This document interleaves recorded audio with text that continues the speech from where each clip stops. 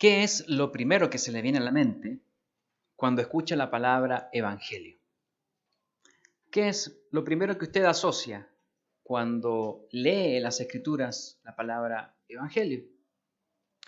Probablemente, y por lógica, lo relacionemos con el reino de Dios.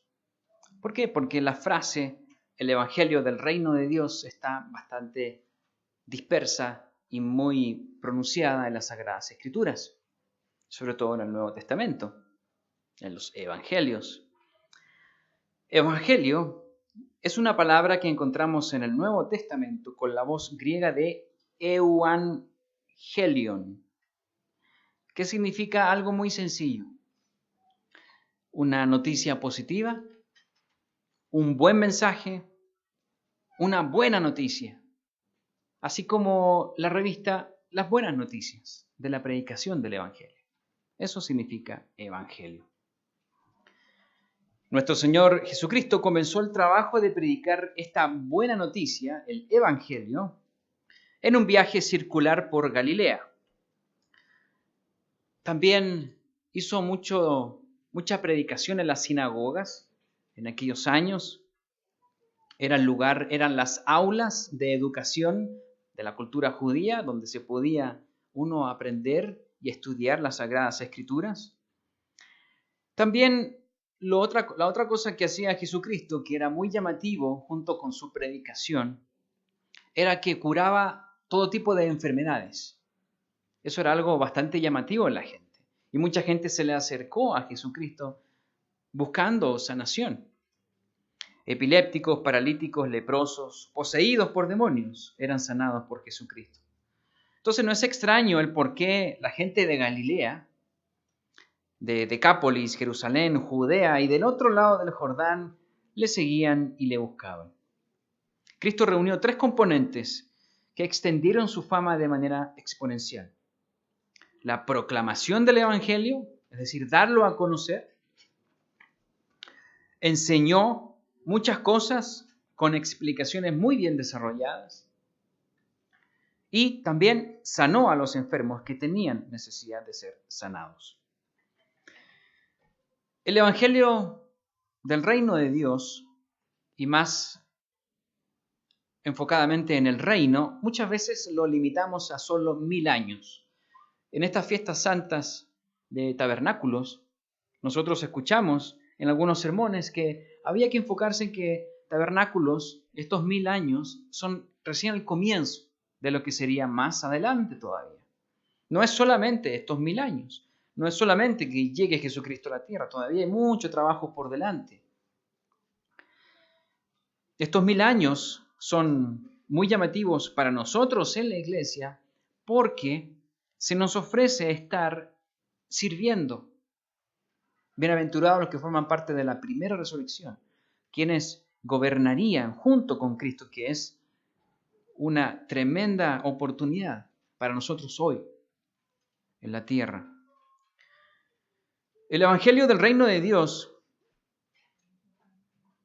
hablando ya como frase, esta noticia, estas buenas noticias, este mensaje, es en realidad lo que más debería impactarnos, en lo que más debería importarnos, porque es la noticia más positiva y maravillosa que cualquier ser humano pueda escuchar en su vida. El Evangelio es lo que más nos debería importar. Entonces vamos a hablar del Evangelio del Reino de Dios y vamos a utilizar los 4 evangelios: Mateo, Marcos, Lucas y Juan. Vamos a dar una mirada a estos 4 evangelios y con un fin didáctico vamos a utilizar ya más al final del mensaje una imagen para recordar ciertas características de estos 4 evangelios, unir y llegar nuevamente a la conclusión que he postulado, pero ya como conclusión, de que realmente el Evangelio del Reino de Dios es el mensaje más importante para el cristiano. El título del mensaje es Las 4 caras del Evangelio.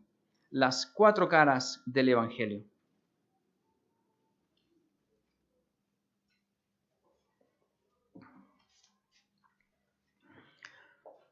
Sabemos que las escrituras, las sagradas escrituras, se pueden dividir en 7 secciones, en 7 partes. ¿Cuáles son ellas? La ley, el Pentateuco, la Torá, los primeros 5 libros, los profetas, antiguos y menores, grandes y menores, los escritos sapienciales de sabiduría,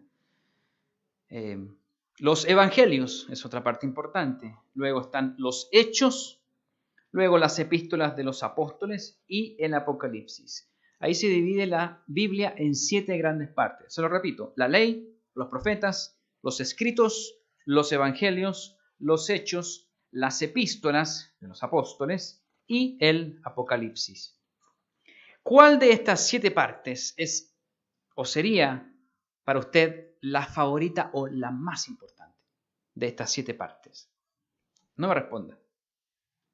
Piénselo en su cabeza. Vamos a Lucas 16. Vamos a Lucas 16.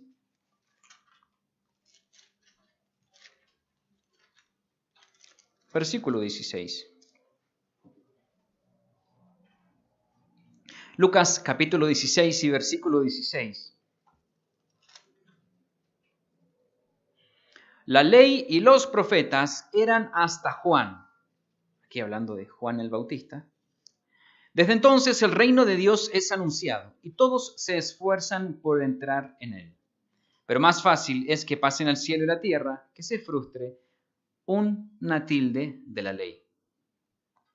La ley dada por medio de la ley de Dios dada por medio de Moisés buscaba un objetivo que era difícil de ver para los que vivieron en el Antiguo Testamento. No era tal vez, y sigue siendo tal vez difícil.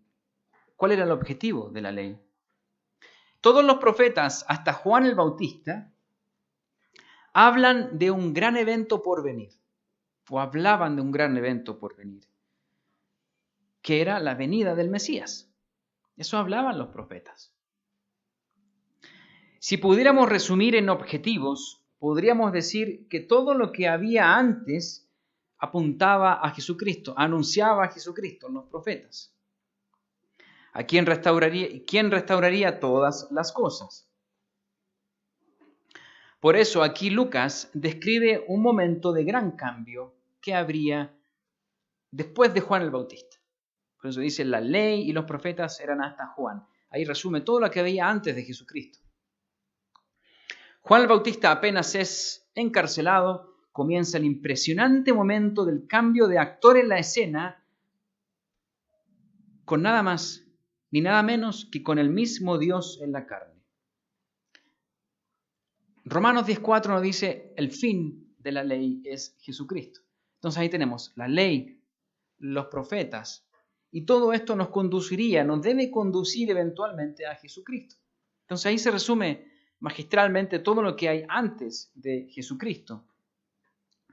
No queda obsoleto la ley, de hecho, por eso dice, es más fácil que pasen el cielo y la tierra que se frustre una tilde de la ley. Está hablando Lucas. Comienza entonces en este momento a ser predicado el Evangelio del Reino de Dios por el mismo Dios con nosotros. Emmanuel. Eso es lo que significa Emmanuel, Dios con nosotros. Cuando Dios viene a estar con nosotros, se hace uno de nosotros y está con nosotros. Y de eso se tratan los evangelios, estos 4 evangelios.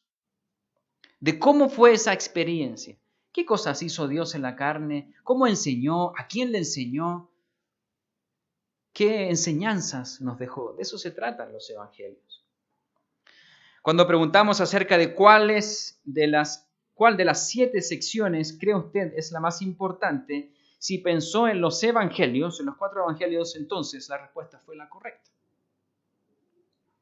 Porque podemos tener todo el conocimiento de la ley y ser beneficiados de la ley.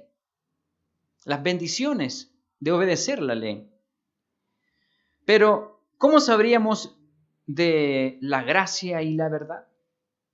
Cristo nos la enseñó basado en la ley de Dios. Fíjense aquí en Juan capítulo 1, un poquitito más adelante, versículo 17.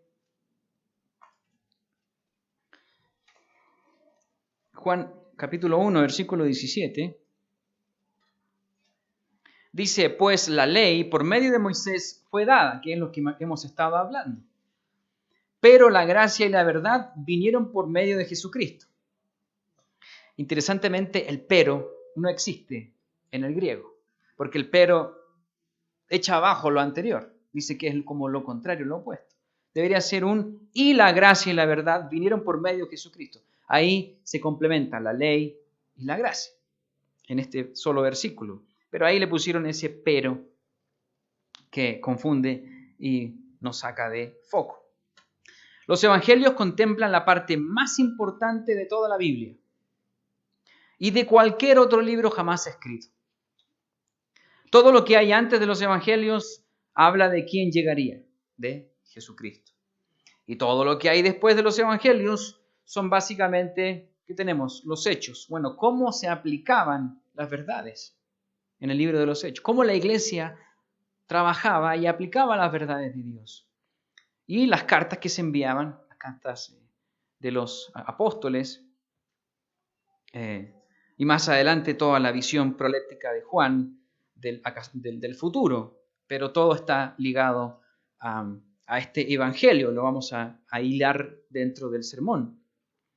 Los evangelios nos enseñan sobre cómo entrar en el reino de Dios y poder recibir la vida eterna. Ya con eso podemos definir que la sección más importante de las Escrituras son los evangelios. Guiados por el mismo Espíritu Santo de Dios, los 4 evangelios son como 4 biografías acerca de la vida de Jesucristo. Mateo, Marcos, Lucas y Juan. Son 4 mensajes hacia 4 diferentes públicos y se encuentran, interesantemente, justo en el centro de las 7 secciones de la Biblia. Porque los evangelios es la 4ª sección. Está justo al centro de estas 7 secciones de toda la Biblia. Demos un vistazo entonces a esta sección más importante de toda la Biblia, que está dividida en 4, con algunas de sus características generales. Hay todo un estudio de cada uno de los evangelios, pero vamos a abordar ciertas características más generales para ir hilando el objetivo de este mensaje. Vamos con Mateo. Y vamos a ir hablando de los inicios. Me enfoqué en que el inicio de los evangelios describe mucho el carácter del libro. Y lo primero que hace Mateo nos da... Bueno, Mateo es un publicano de origen, el nombre era Leví, apóstol de Jesucristo, que conocemos nosotros como Mateo. Vamos al primer versículo de Mateo. Mateo 1:1. Mateo capítulo 1, versículo 1.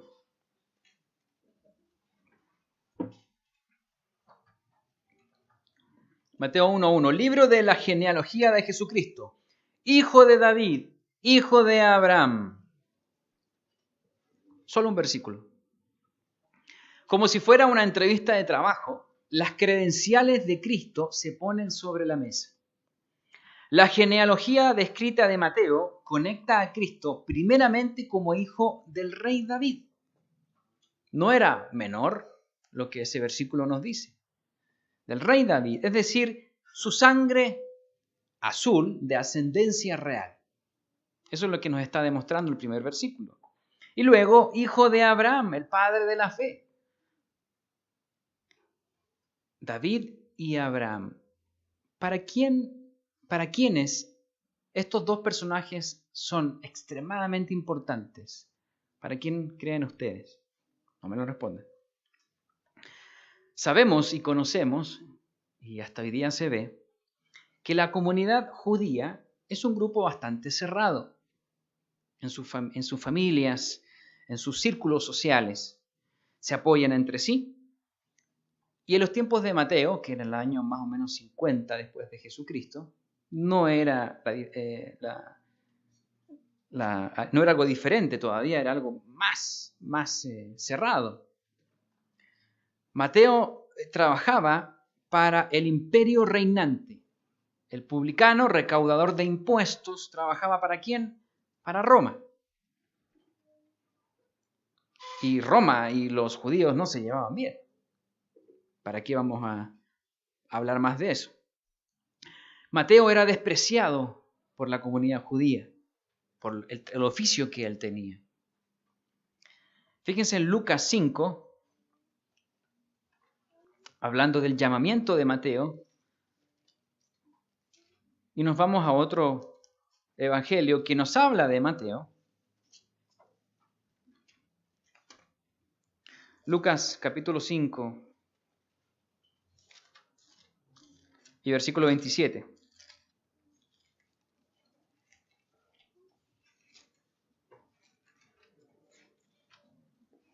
Dice 5:27. Después de estas cosas salió y vio a un publicano llamado Leví, sentado al banco de los tributos públicos, y le dijo, sígueme. Y dejándolo todo, se levantó y le siguió. Este es el llamamiento de Mateo. Y Leví le hizo un gran banquete en su casa, y había mucha compañía de publicanos y de otros que estaban a la mesa con ellos. Y los escribas y los fariseos murmuraban contra los discípulos, diciendo, ¿por qué coméis y bebéis con publicanos y pecadores? Trabajar recaudando impuestos para el Imperio Romano era algo muy mal visto por los judíos, al nivel de catalogarlos como pecadores, aunque en realidad todos somos pecadores, pero se entiende que eran muy despectivos. Aquí vemos que Mateo tenía un buen trabajo, tenía un buen poder adquisitivo, hizo una cena, invitó a gente, pero dejó todo atrás cuando el Hijo de Dios le llamó. Mateo, conociendo muy de cerca las tradiciones judías, esta es una de las características de Mateo, del Evangelio de Mateo. Aquí es donde se encuentra una de las críticas más duras hacia la misma comunidad judía.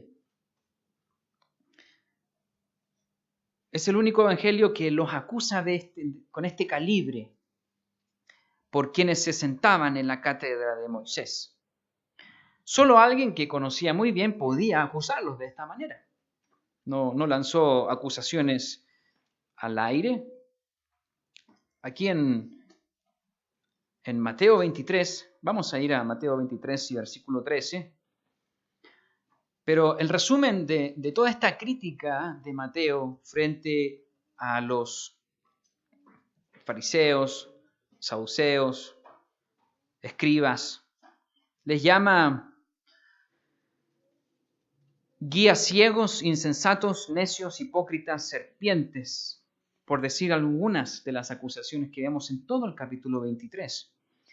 Capítulo 23 y versículo 13 dice, mas hay de vosotros, escribas y fariseos hipócritas, porque cerráis el reino de los cielos.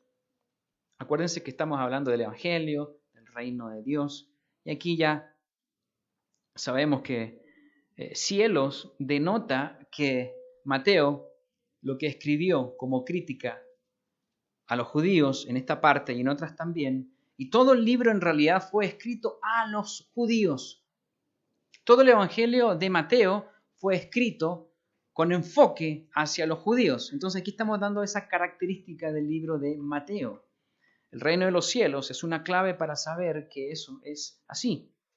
Dice, porque cerráis el reino de los cielos delante de los hombres, pues ni entráis vosotros, ni dejáis entrar a los que están entrando. Qué dura la crítica para el pueblo judío, que conocían las cosas, pero lo hacían tan difícil que nadie podía entrar. Ellos ponían como un candado con 7 llaves, y ni ellos mismos podían entrar. Como les mencionaba, la expresión reino de los cielos se encuentra unas 30 veces en el libro de Mateo, mientras que la palabra reino 50 veces. Entonces, ¿por qué cielos fue cambiado por Dios? Reino de los cielos, reino de Dios. Bueno, los judíos no mencionan en su manera de ver el nombre de Dios porque es algo muy sagrado. Entonces, si Mateo le va a escribir a los judíos, ¿cómo va a poner Dios? Ahí tal cual. Entonces le llamó el reino de los cielos para no ofenderlos, que en definitiva y en la práctica son sinónimos respecto al reino de los cielos y reino de Dios. Esto suma a todo lo que hemos visto de Mateo y nos lleva a la conclusión que Mateo está dirigido al pueblo judío. Mateo, ¿qué es lo que representa? A los judíos, cuando comenzó con su genealogía de hijo de David, hijo de Abraham, lo que está haciendo Mateo, a resumidas cuentas, es que está mostrando a Jesucristo como un rey. Lo está mostrando como un rey frente a la comunidad judía. El hijo de David, hijo de Abraham. Y para terminar este breve resumen de Mateo, que hay mucho todavía que se puede rescatar, Mateo se representa con la imagen de un león. Mateo se representa con la imagen de un león. Cristo como león tenía la realeza de Judá, el león de Judá, como dice Apocalipsis. Aquí tenemos la imagen de un león. Ahora nos vamos al libro de Marcos. Sobrino de Bernabé. Vamos a Marcos 1:1. Escribió este evangelio entre los años 50 y 70, algunos dicen más cercanos a los años 70. Marcos no comienza con una genealogía extensa. Mateo comienza 1:1, pero empieza toda la genealogía a describir, ¿no?, la ascendencia o descendencia. Y en Marcos no comienza con eso. Los 4 evangelios comienzan diferentes. Y Marcos comienza con lo siguiente, con una profecía. Marcos 1:1. Principio del evangelio de Jesucristo, Hijo de Dios. Como está escrito en Isaías el profeta: He aquí, yo envío mi mensajero delante de tu faz, el cual preparará tu camino delante de ti. Aquí vemos la palabra evangelio, también relacionado con lo que estamos hablando. Esta es una profecía. Esta es una profecía que se registra en el libro de Isaías 40, donde nos habla de la promulgación del consuelo de Dios como una buena noticia y del gran trabajo a realizar para que este evangelio se distribuya desde Jerusalén hasta lo último de la tierra. Esa es una profecía que está registrada en Isaías 40. Lo pueden leer después, ahí mismo dice, como está escrito en Isaías, le pueden poner capítulo 40 para hacer la conexión. Y se los leo ahora. Voz que clama en el desierto, preparad camino al eterno, enderezad calzada en la soledad a nuestro Dios. Isaías 43. Así también, con un ánimo más juicioso, Malaquías 3, ese es Isaías 40. Un poco más adelante, en Malaquías 3, nos vuelve a hablar de esta voz que clama en el desierto, donde la aplicación directa de ese momento iba sobre los negligentes sacerdotes quienes no estaban cumpliendo sus oficios en el templo. Ellos debían ser enderezados. Entonces la voz que clama básicamente está buscando un trabajo que hacer frente a personas que necesitan ser enderezadas, preparadas, preparar el camino al eterno, enderezar calzada. Estos sacerdotes no estaban diezmando, no estaban ofrendando. De ahí viene ese versículo que algunas veces leemos. ¿Robará el hombre a Dios? Ese es el contexto de estos sacerdotes. ¿En qué le hemos robado? Bueno, diezmos, ofrendas, eso ya lo sabemos. Estamos quebrantando uno de los mandamientos de Dios, porque le estamos robando a Él cuando no diezmamos. Malaquías 3:1, se los leo, dice: He aquí, yo envío mi mensajero, el cual preparará el camino delante de mí, y vendrá súbitamente a su templo el Señor a quien vosotros buscáis, y el ángel del pacto a quien deseáis vosotros. Entonces, esta profecía es hablando del Mesías. Pero aquí lo interesante es esa voz del desierto, ese mensajero. Esta generación de Malaquías estaba bastante podrida y había mucho trabajo que hacer. Esa cantidad de trabajo por hacer es lo que une a estos 3 versículos de Isaías 40, de Malaquías 3 y el comienzo de Marcos. Ese gran trabajo que había que hacer frente a una sociedad bastante corrompida. El comienzo de Marcos cita a Isaías y Malaquías, y la profecía como que se extiende en el tiempo y nos demuestra que este enfoque el Evangelio va en busca de la ardua tarea de preparar, de servir. El rey de Mateo, acuérdense que Mateo era rey, ese león, esa figura o imagen. En Marcos se comienza a mostrar como un servidor, alguien que tenía que hacer mucho trabajo, alguien que llega y se sube aquí las mangas y dice manos a la obra, hay que trabajar. Que básicamente el enfoque de Marcos en su extensión o en su resumen. 18 milagros fueron aquí registrados en Marcos, que es el que registra más cantidad de milagros. O sea, había un trabajo, Cristo estaba haciendo un trabajo aquí en terreno. A pesar de que es el libro más corto de los 4 evangelios. No habla mucho de la ley, sino más bien principalmente de los hechos y de las obras del trabajo realizado. Donde aquí el público que está enfocándose en Marcos son los romanos. El libro de Marcos, el Evangelio de Marcos, está enfocado, está orientado hacia los romanos. Y usted sabe muy bien que la jerarquía en el mundo romano había una lógica establecida piramidal, que los seres humanos muchas veces por inconsciencia lo hacemos.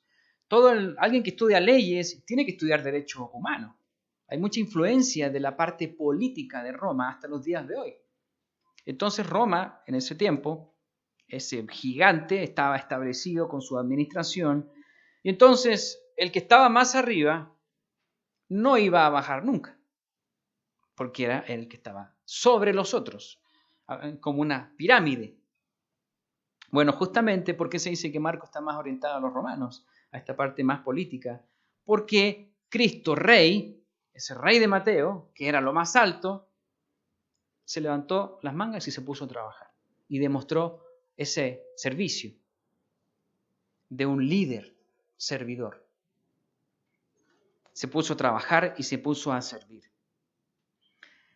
Se piensa que Mateo escribió el libro en Roma, basado en el testimonio de quien lo consideraba como un hijo, Pedro. Eso es lo que la tradición dice. No podemos así decirlo fehacientemente, pero se cree que el libro de Marcos son los ojos de, en este caso, Pedro. A pesar de que estos numerosos milagros denotan el poder del Hijo de Dios, Marcos muestra a Cristo como un siervo al servicio de los necesitados. Marcos 10:45. Y este es un versículo que podríamos decir que resume el carácter de este evangelio de Marcos. Marcos 10:45.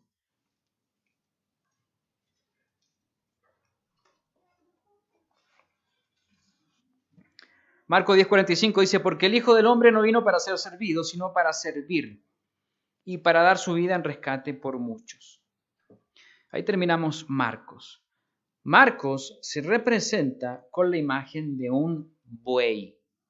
Esa es la imagen con la cual se representa el Evangelio de Marcos. Cristo como un buey tuvo una labor de siervo. El buey trabaja duro, trabaja arduamente. Y ahora nos vamos al libro de Lucas. Nos vamos a Lucas 1:1.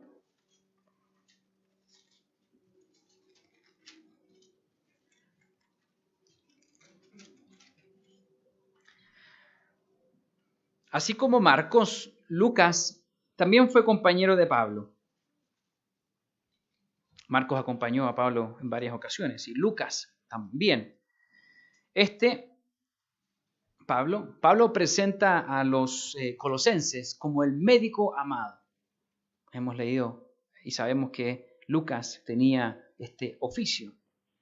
Y también Pablo lo presenta como uno de sus colaboradores en la carta a Filemón. Veamos el comienzo de Lucas 1:1. puesto que ya muchos han tratado de poner en orden la historia de las cosas que entre nosotros han sido ciertísimas, tal como nos lo enseñaron los que desde el principio lo vieron con sus ojos y fueron ministros de la palabra, me ha parecido también a mí, después de haber investigado con diligencia todas las cosas desde su origen, escribírtelas por orden, oh excelentísimo Teófilo, para que conozcas bien la verdad de las cosas en las cuales has sido instruido. Lucas no comienza con una genealogía ni con cartas de presentación, sino que dedica el libro al excelentísimo Teófilo, un cristiano gentil, y presenta su método de estudio y de investigación muy prolijo, muy dedicado, muy responsable para entregar las cosas en orden. Dice, yo voy a reunir todos los hechos, voy a entrevistar a toda la gente y vamos a hacer entonces este libro que le hice al excelentísimo Teófilo. Según mencionan los historiadores, Lucas es el libro que en el griego presenta el mejor escrito en este idioma. Es el más ordenado y bellamente escrito en griego, en comparación con todos los otros libros del Nuevo Testamento. Incluso, esta introducción de Lucas, que presenta su método y su objetivo, lleva la misma introducción de los grandes historiadores griegos, como Heródoto y Dionisio. Estos historiadores, cuando escribían los libros, introducían los libros históricos de la misma manera en que Lucas lo hace. Eso denota un estilo particular griego. Así comienzan ellos a relatar entonces sus hechos escritos. Así comienza el prolijo médico Lucas. Así de igual manera comienza Lucas, diciendo, yo voy a ordenar todas las cosas que hemos escuchado. Él no fue testigo ocular, pero como un buen periodista fue a las fuentes, principalmente de los apóstoles. No conoció a Jesús en persona, y esto le hizo ser todavía más delicado en la búsqueda, a ver si eran las cosas ciertas o no. La cultura griega en los tiempos de Jesús era muy influyente. De hecho, el centro cultural del mundo en aquellos años era la cultura griega, todo lo que estaba en Atenas. De estos hay tres centros de influencia. Primero es el centro espiritual de Jerusalén, sobre el mundo, como la influencia. Tenemos el centro de influencia política, que es Roma. Tenemos Atenas con la influencia cultural, la cultura griega.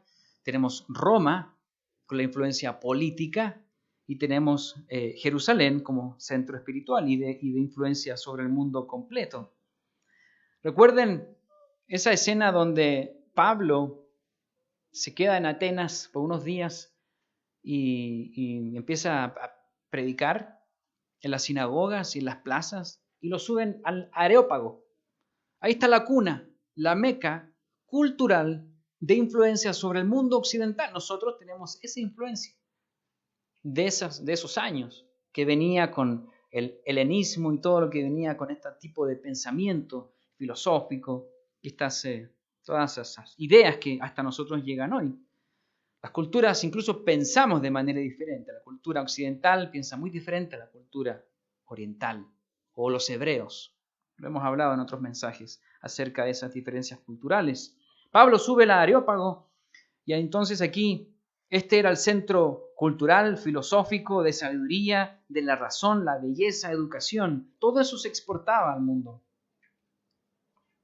Y estaba en la colina del dios de la guerra, Ares. Hay una cantidad de mezclas aquí de religión bastante acumulada.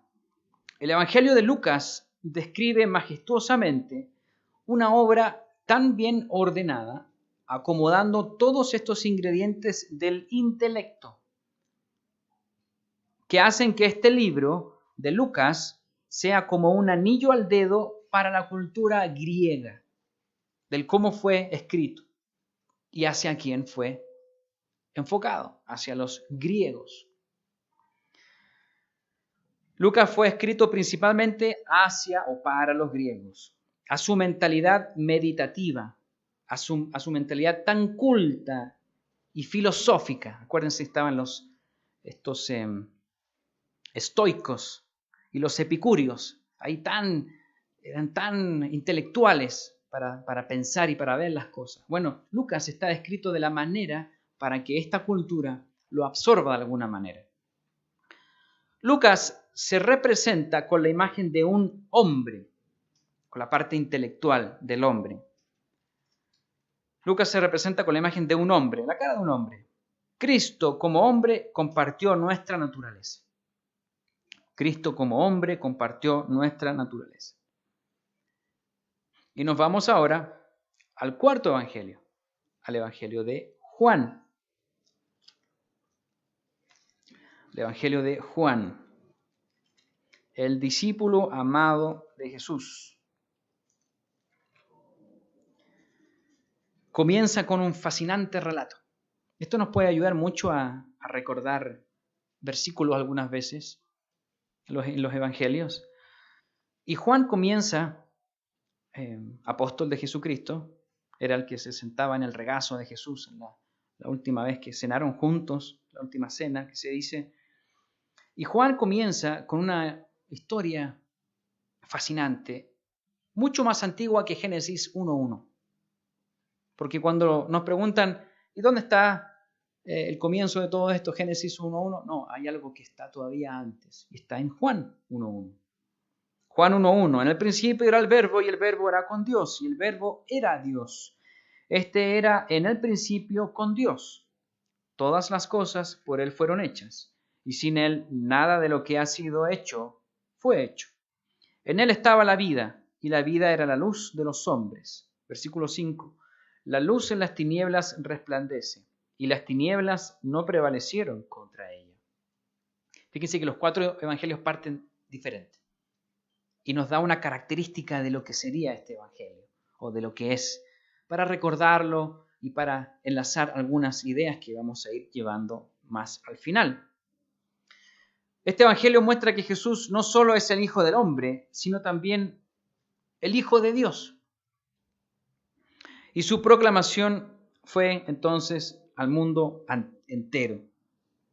Nos da una mirada profunda y aguda en la línea del tiempo hacia atrás, de este ser que existía mucho antes que el mundo existiese, de la preexistencia de Jesús como el Verbo antes de la creación del mundo. Es fascinante cómo nos lleva hacia la línea del tiempo, hacia el pasado, hacia atrás. Así comienza Juan. El carácter un tanto violento de Juan, acuérdense que le llaman el hijo del trueno, junto con su hermano, hijos del trueno. Así fue apodado por Jesucristo. Fue finalmente dominado por Juan, ese carácter tan tempestivo que tenía. Juan formaba parte del círculo más íntimo de los discípulos de Jesús. Acuérdense el grupo de discípulos o apóstoles que llevó Jesús al monte ahí, a la transfiguración. Ahí estaba Jesús. Perdón, ahí estaba Juan. Juan formaba parte de ese círculo de intimidad, donde se vio a la figura de Elías y Moisés como una figura proléptica de lo que sería el reino. No es que estaban ahí resucitados y conscientes, era una figura, una visión. Y además Juan vivió de muy cerca lo que fue la agonía de nuestro Señor Jesucristo en el Getsemaní. Él estuvo muy cerca de esa agonía. Por eso podemos saber que las lágrimas eran como de sangre de Jesús. Porque Jesús supuestamente estaba solo. Pero el Espíritu inspiró a Juan para que nos contara este tipo de cosas tan humanas. Este evangelio data de ser el más tardío, es decir, por allá por el año 90, incluso después de Jesucristo. Mucho después del año 70, tan crucial para Jerusalén. Es decir, ya estaban escritos los otros 3 evangelios. La naturaleza divina encarnada en el hombre es una de las características del libro de Juan, destacándose y utilizándose más que en los otros evangelios títulos como Hijo, Hijo de Dios, y también algunas palabras tales como vida, creer, verdadero, verdad, amor y mundo. Además, solo en Juan encontramos el uso repetitivo de yo soy. En Juan, Jesucristo en varias oportunidades dice yo soy. ¿Y qué es lo que nos dice? Yo soy el pan, yo soy la luz del mundo, yo soy la puerta de las ovejas, yo soy el buen pastor, el camino, la vid verdadera, la resurrección, la vida. Así se describe Jesucristo frente a los hombres, frente al mundo. De hecho, en el Evangelio de Juan encontramos el versículo que más utiliza el cristianismo popular, de Juan 3:16. Ahí lo encontramos. De tal manera amó Dios al mundo que ha dado a su Hijo unigénito para que todo aquel que en él cree no se pierda, mas tenga vida eterna. La obra escrita de Juan no está orientada a una cultura específica, sino que a una raza, a los seres humanos, al mundo, por completo.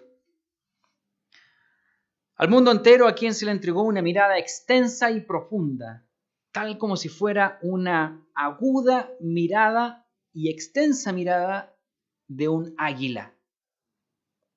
Juan se representa con la imagen de un águila.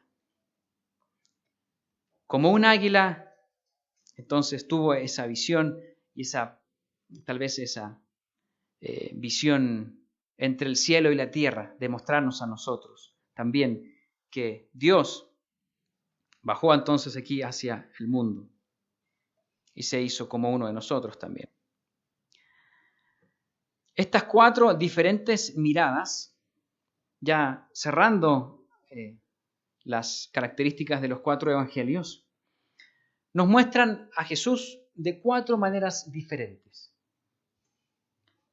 La complejidad de Dios entre los seres humanos fue descrita en 4, como si fueran 4 retratos, como si fueran 4 pintores que van a pintar un retrato.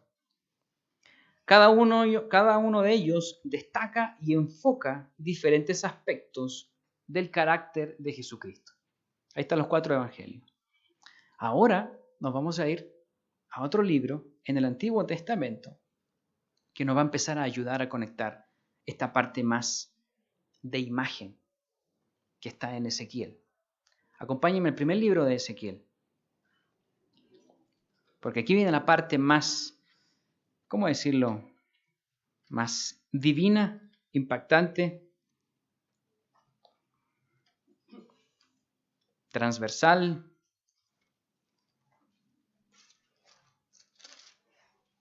Ezequiel 1.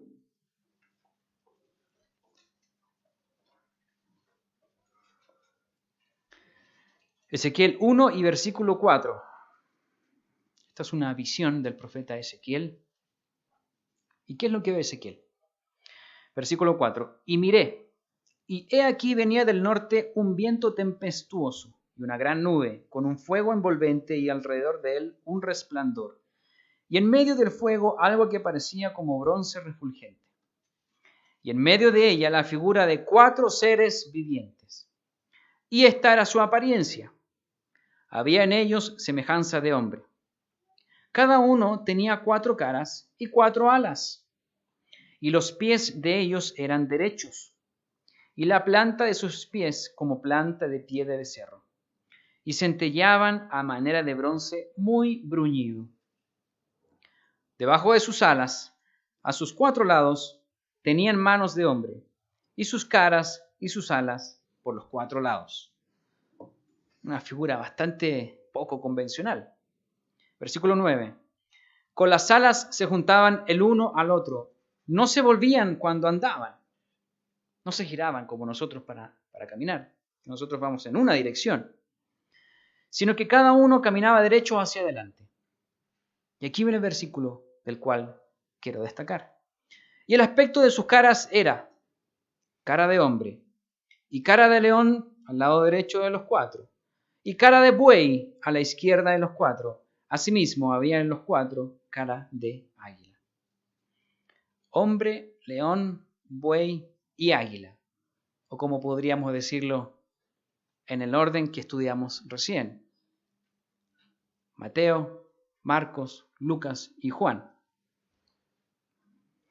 Mateo con el león, Marcos con el buey, Lucas el hombre y Juan el águila. Isaías también tuvo una visión bastante estremecedora del trono de Dios. Esto es el trono de Dios que vio Ezequiel, pero Isaías también lo ve y él describe a los serafines, quienes tenían 6 alas y estaban arriba del trono de Dios. Pero lo que leímos recién en Ezequiel no son los serafines, son los querubines. Son los querubines. 4 seres con 4 rostros apuntando a los 4 puntos cardinales de la tierra, que están sosteniendo el trono y a su vez todo el sistema está sobre 4 ruedas. Y cada rueda está dentro de otra rueda. Ustedes pueden leer todo Ezequiel, cómo lo describe. Imagínense una persona que no conocía de las películas de Hollywood y tiene que describir esto que están mirando acá. ¿Qué es esto? Él lo describió como pudo. Habla de fuego, habla de un arco iris que está encima de esto. Lo pueden ver más adelante. Pero estamos apuntando aquí que, a diferencia de los serafines de Isaías, que es otra visión que no vamos a ver ahora porque no hay tiempo, los querubines que están soportando el trono, los serafines están arriba, después está el trono y luego están los querubines y las ruedas. Eso es lo que vio Ezequiel. Y la figura de los querubines ha estado en relación con el ser humano mucho más que los serafines. Aquí me explico. Acuérdense quiénes describe la escritura de que se quedaron afuera del huerto del Edén, cuidando el paso. Eran querubines, dice la Biblia. Ahí tenemos los querubines. También como ornamentos, los querubines fueron utilizados en el templo. Formaban parte de la decoración del templo de Salomón. Acuérdense también que había 2 querubines en la tapa del arca, con sus alas extendidas, cubriendo el propiciatorio. Tal vez sea por esto que los querubines están en la parte más de abajo, la parte más cercana a la tierra, que ha tenido como una relación más con los seres humanos. Están sobre unas llantas. A propósito, unas llantas llenas de ojos, dice la Escritura. Una cosa muy extraña. Donde cada uno, extendiendo un par de alas, se movía siempre hacia adelante. Igual que los que estaban cubriendo el arca, también los que están en el trono tenían las alas hacia adelante cuando ellos se movían. Los serafines, como digo, estaban arriba del trono, la parte más espiritual. Tal vez por eso no hay mucha relación con los querubines. Tal vez, porque no hay mucha más información. Los 4 evangelios, que tienen 4 características, 4 públicos diferentes, 4 símbolos diferentes, y nos dan 4 aspectos del carácter de Dios en cuanto a la historia escrita. Cuando estudiamos los evangelios, vimos la historia, estudiamos más o menos las características de ellos, el año que se escribieron y a quién fueron escritos y todo eso. Pero con Ezequiel vemos algo visual, algo muy impactante, la visión de Ezequiel del trono de Dios. ¿Cómo podría moverse la gloria de Dios en la tierra sino en las 4 direcciones diferentes, como la rosa de los vientos, norte, sur, este, oeste, pero unidas al mismo tiempo? ¿Cómo podría moverse la gloria de Dios a 4 públicos distintos, judío, romano, griego y el mundo en general, con estas 4 características tales como un rey, en el caso de Mateo, acuérdense, luego Marcos como un hombre, luego Lucas, que se presenta como un salvador, rey, Mateo, el siervo como Marcos, Lucas como hombre y Juan como un salvador, salvador del mundo, como nos describe Juan 3:16, y con 4 rostros diferentes: león, buey, hombre y águila. Bueno, los querubines, estos 4 querubines, son la imagen de lo que vimos en la historia con los evangelios. Aquí hay una conexión que solamente la puede hacer Dios. ¿Qué vio Ezequiel al ver el trono de Dios? Estas son mis palabras. Vio el engranaje del tiempo. Vio el funcionamiento, las características y la gloria de Dios que más tarde se ejecutaría en la tierra de manera tal vez menos espectacular, no como la visión que vio Ezequiel, pero mucho más reveladora en labios de 4 hombres. Y esa ejecución se llamó la predicación del Evangelio del Reino de Dios. Y tuvo estas 4 direcciones, estos 4 evangelios. Ezequiel 1:28, fíjense que cuando termina el capítulo 1 de Ezequiel, que comienza con esta tremenda imagen, hablando aquí dice: como parece el arco iris que está en las nubes el día que llueve, así era el parecer del resplandor alrededor. Esta fue la visión de la semejanza de la gloria del Eterno. Y cuando la vi me postré sobre mi rostro y oí la voz de uno que hablaba. Fíjense que hasta Juan, muchos años después, vio una imagen muy similar en Apocalipsis, en la isla de Patmos. El mismo el escritor de Juan lo escribió en Apocalipsis. Acompaña Apocalipsis capítulo 4.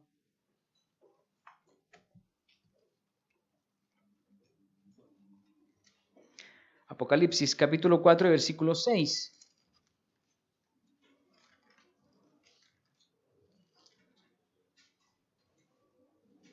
Apocalipsis capítulo 4, versículo 6. Y delante del trono había como un mar de vidrio semejante al cristal, y junto al trono y alrededor del trono 4 seres vivientes llenos de ojos delante y detrás. El paréntesis es que Juan está viendo el trono en el cielo. Ezequiel lo vio en la tierra. Ahí hay un paréntesis, versículo 7. El primer ser viviente era semejante a un león, el segundo era semejante a un becerro, el tercero tenía rostro como de hombre, y el cuarto era semejante a un águila volando. Ezequiel, que vio 2 veces el trono de Dios, en el capítulo 1 y el capítulo 10, después lo ve. Isaías, capítulo 6. Juan, aquí en el capítulo 4, no se pusieron de acuerdo para escribir las mismas cosas que vieron. Describieron las mismas características del trono de Dios. El trono de Dios es algo real, que está en el cielo y que se ha visto acá en la tierra, por lo menos 2 o 3 veces por estos profetas. El trono se ha manifestado acá en la tierra y como vio Juan, lo que está en el cielo, todo lo que vio Juan celestial, eso al final lo vemos que va a bajar a la tierra. Entonces, ¿cómo va a ser ese momento en que baje todas las figuras espirituales, celestiales a la tierra? ¿Quién lo sabe? Solo sabemos que va a ser algo realmente impresionante poder verlo, como poder ver que venga Dios Padre a la tierra en su trono y todo lo que va a llevar aquí, todo lo que se va a llevar a cabo aquí en la tierra. Como conclusión a este mensaje, el Evangelio ha comenzado desde hace tiempo a manifestarse en la tierra, ya sea de manera visual, sin mucho sentido para aquellos hombres de Dios, y luego para todos los hombres en la tierra, estando el mismo Dios trabajando en la proclamación del Evangelio. Y vemos luego algo similar en el cielo en Apocalipsis. Entonces ahí vemos una conexión de las Sagradas Escrituras, de los Evangelios que estudiamos. Después lo vimos en imágenes con el profeta Ezequiel. ¿Cómo se conecta toda la Biblia? Y qué fascinante es Dios para mostrarnos de una manera tan didáctica cosas sencillas y al mismo tiempo complejas. El Evangelio es algo tan sencillo como decir las buenas noticias del reino de Dios. Esa es la proclamación de incluso la iglesia. Eso es lo que proclamamos. Obviamente con todo lo que viene, todo lo que significa. Era lo que empezaron a proclamar los apóstoles después de Pentecostés con el Espíritu Santo. Creció la iglesia predicando estas buenas noticias. Y el Evangelio puede ser también al mismo tiempo algo tan complejo como una imagen, como la que vio Ezequiel, que tiene que ver con esto del Evangelio, con la gloria de Dios acá en la tierra. Una imagen tan impactante y aterradora que viaja en el tiempo y que se va ejecutando y distribuyendo en las 4 direcciones del viento sobre la faz de la tierra con sus finos y delicados engranajes. Esa imagen se ha estado moviendo acá en la tierra de manera simbólica. La gloria de Dios se ha ido acercando cada vez más. Vamos hacia ese futuro. Ya Cristo murió, ya resucitó. Ezequiel vio esta imagen, pero ¿qué explicación podíamos darle? ¿Qué se le podía dar a él de todo lo que vendría? Hasta hoy, cuando vemos en los evangelios, la parte central, la parte más importante de las Escrituras. Acuérdense la imagen de Ezequiel. Ahí está la parte más importante, que al final Dios va a estar con los hombres. Así termina Apocalipsis. Su gloria la va a traer en su trono. ¿Y de qué manera? De una manera bella, aterradora e impactante. Por eso el Evangelio, con sus 4 caras, es el mensaje más importante que podemos escuchar. Un mensaje que incluso dice la Escritura que tiene poder. Romanos 1:16 dice Pablo aquí hablando de que dice, no me avergüenzo del Evangelio porque es poder de Dios para salvación a todo aquel que cree, al judío primeramente y también al griego. El Evangelio tiene que llegar a todo el mundo. Y el Evangelio con sus 4 caras buscó, acuérdense, los públicos, a los judíos, a romanos, luego a todos los griegos y luego al mundo. El Evangelio se empezó a mover de una manera divina en la tierra, en sus 4 direcciones. Esa es la imagen de Ezequiel. Y eso es lo que nosotros leemos en los testimonios de estos 4 hombres que escribieron los 4 evangelios. Por eso cuando volvamos a leer algunas de estas 4 caras del Evangelio, estos 4 evangelios, cuando vamos a leer alguno de estos libros, no los veamos como una simple historia o como una biografía o como solamente sucesos cronológicos de hechos importantes. Está este estudio de la armonía de los evangelios, que se ponen los 4 evangelios y se van viendo los hechos cómo avanzan, porque algunos se repiten, otros no, otros solamente están en Marcos, otros solamente están en Lucas, etc.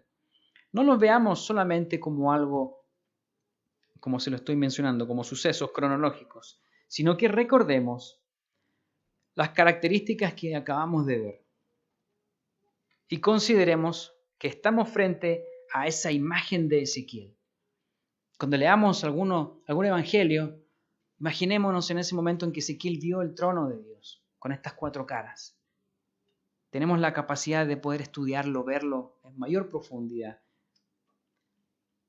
Solo que a diferencia de Ezequiel, como les decía, ahora podemos verlo de una manera mucho más amable, más amorosa, más cercana a nosotros. El pobre Ezequiel vio eso y se quería morir igual que Isaías. Se sentían muertos de lo que veían, era tan impactante para ellos. Tenemos una visión más amorosa, más cercana. Tenemos a Emmanuel predicando el Evangelio de Dios. Tenemos a Dios que ha bajado a la tierra y ha predicado el Evangelio de Dios. Como un rey, como un siervo, como uno de nosotros, como un ser humano. Y también, como lo más importante, como nuestro Salvador. Buenas tardes a todos.